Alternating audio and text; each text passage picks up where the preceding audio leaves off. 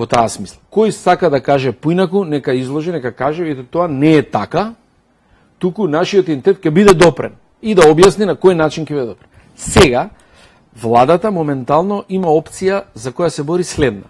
Да влеземе во НАТО и ЕУ со променето име за меѓународна употреба, или да не влеземе во НАТО и ЕУ, повторно со променето име. Тоа е опцијата која брани сега владата. Бидејќи ние не влагајќи во НАТО и ЕУ, како што сме сега, на меѓународен план, тотално името ни го променија. И тоа комплетно фиром го прифатија сегде и оние држави кои досега не викале фиром. Почнаа да не викаат фиром. Благодарејќи на позицијата на оваа влада, што не држи надвор, и јазикот и името нигде више не го користиме како македонски, повторно за време на оваа влада. Тоа е онаа реално што тие имаат сега. Што е, професоре, со онаа тезата која што они се бранат со таа теза? Тоа е следно, кога ги обвинивме ние зошто вие прекрстувате аеродром, зошто правите такава статуа не само на македонски, со тоа вие ги само рчкате повеќе, ги заострувате односите, они велеа, па ние само се тргаме од она медијата, се тргаме на екстремна страна, за да има после што да дадем. Ја, како не. Видите, тоа е селска психологија која за жал стана државна политика. Имено тие после Букурешт беа уврегени, како што вика онајот Србен мене од онаа емисија, и мислеа дека затегајќи и навредувајќи ги грците, после тоа, бидејќи они нас не навредиле со ветото тамо, или со блокадата тамо, сега нив ќе им покажеме, ќе ја заостриме работата со нив, пошто веќе сме надвор, нема што да изгубиме, и кај пукне, ќе им ги ослабнеме позициите. Сега тоа е лоша проценка. Таа да успееше, ќе им аплодиравме. Меѓутоа, тоа е лоша проценка, затоа што ние ги изгубивме позициите, благодарејќи на таа политика кај нашите пријатели, дополнително во странство, трето им дававме аргумент на грците, дека сме практично полуидиоти кои не знаат што прават, и видите што прават, сите симпатии отидоа према грците, останавме тотално сами. Од жртва станавме некој мал булис, некој си леđивче мало кој не знае што сака, мало при тоа не е ни вистински да направи штета некому. Него си пука у колено, усред трка. И сега ние тука сме со сите споменици, со сите слави, сега треба оваа власт да го голта решение. Како ќе го голтне? Не знам, тоа ќе гледаме јас ти на телевизија. Сепак, дали ви се сега Скопје 2014, сега Скопје? Дали се сликате до фонтаните, дали се сликате до коњите, дали се шетате со вашите деца? Не.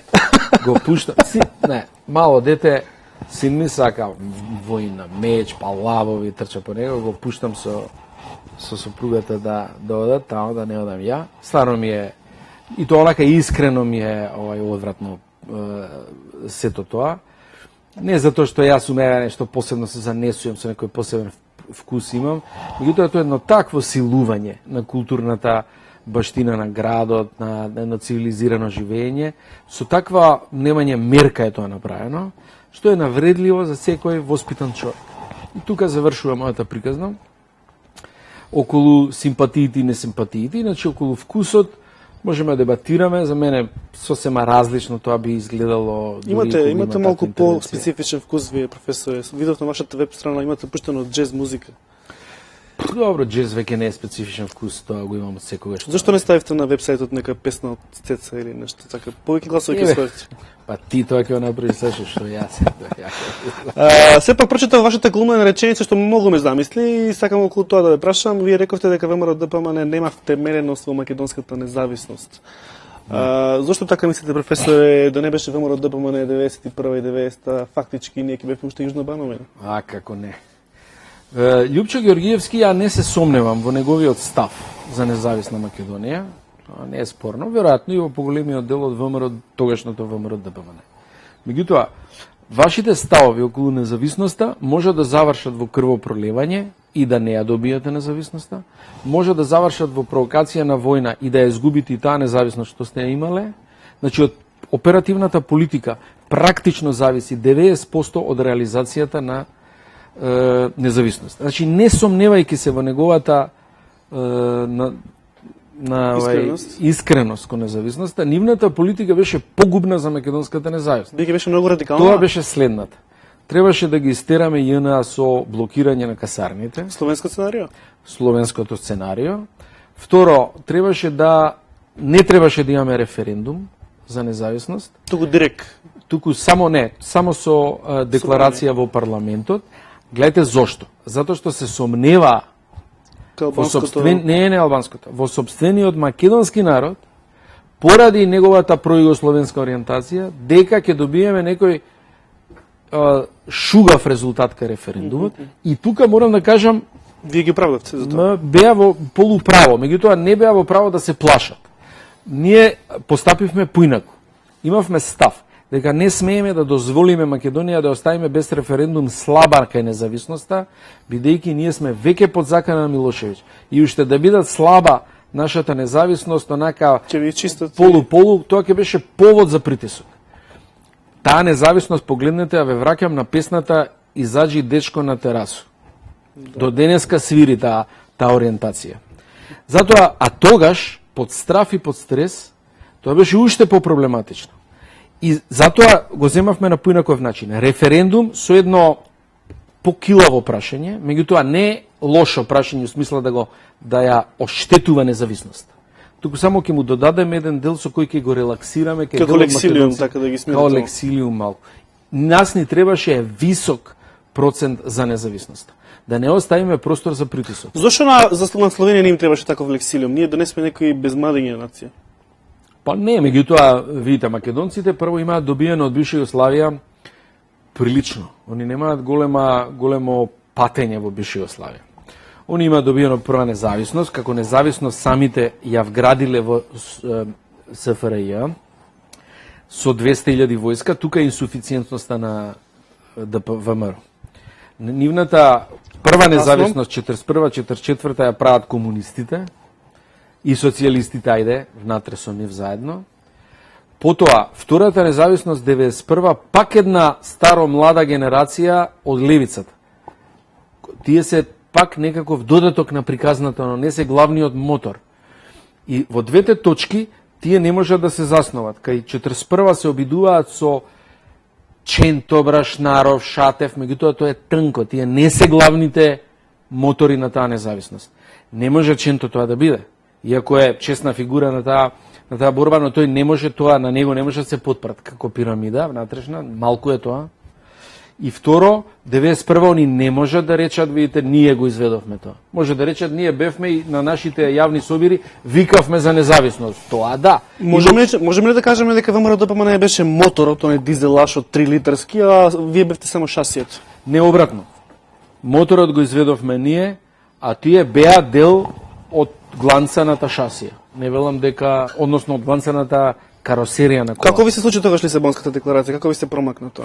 Зошто заспавте? Не, Лисабонската декларација не можеше да се одбегне. Лисабонската декларација беше херојски чин за Македонија. Значи, прв пат Европа застана зад Грција. До јаја. Онака целосно. И не остави сами. Се сеќавам кога му го соопштија тоа на Денко у Лисабон, бевме заедно. Киро мислеше дека ја треба му дам некаква подршка или заедно да име тамо. Вратата не можеше да ја погодиме онака од која баш ја стегна наспроти нас. И ни вика, видите, вие мора да клекнете, и тоа сите вика. Како се случи, господине професор, како се случи тоа, вие сега ги обвинувате овие ВМРО-вските пилиштарци ги нарекувате. Како се случи тогаш Македонија независноста да водат баш пилиштарци 30 годишни? Вие, Црвенковски, Љупчо Георгиевски, кој е тој памет на тие академици вас да ви дадат лидерство, мислам, на 30 години? Што разбира момче на 30 години? Не, добро, види, ја 30 години бев доктор на науки. За сегашни критериуми на ВМРО, јас сум ВМРО ветеран со 30 години. Они се пилиштарци со 20, 21 се тие функционери. Така што ние бевме ептен ветерани за денешните ДПМН-евски критериуми. Второ, главниот мост на независноста го водеше Глигоров.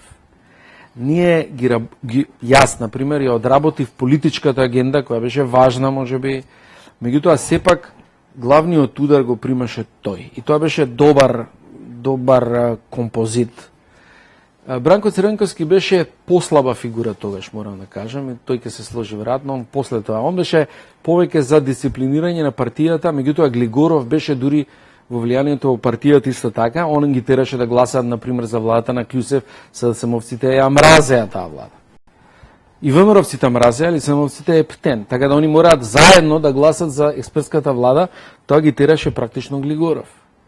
Не можеше друг во тој период. Зошто професор Глигоров целиот период од 90 до 98 им проведуваше низ прсти на овие СДСМовските фреричиња што не владеја баш како што треба? Па видите, тоа знам, Глигоров е една голема политичка лагја која има зад себе историја. Он научил да политички преживува различни притисоци, да. Меѓутоа е најде фигурата која беше клучна за македонската